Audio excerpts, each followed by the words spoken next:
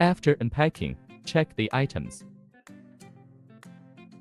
including 1 piece of abrasive paper, 1 bottle of electrolyte,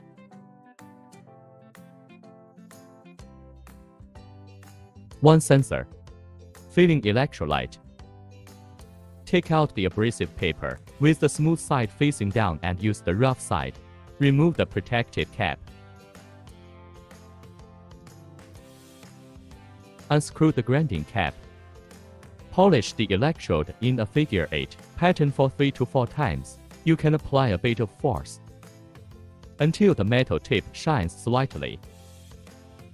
The abrasive paper can be reused. The electrode needs to be polished every time the electrolyte is replaced. When placing the electrolyte, place it in an inverted position.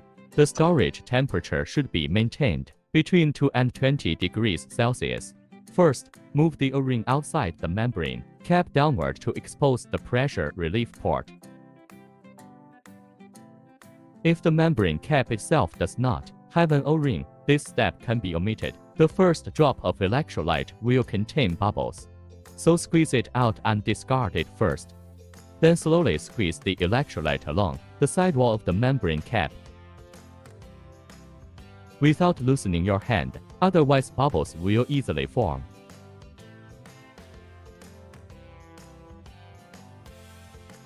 Until the electrolyte is full. Check whether there are bubbles or not. Insert the electrode vertically. Tighten the membrane cap. When tightening, make sure your hand does not block the pressure relief hole. Since the electrolyte is rather slippery, if it cannot be tightened at one time, you can wipe it off first and then tighten it again until there is no gap.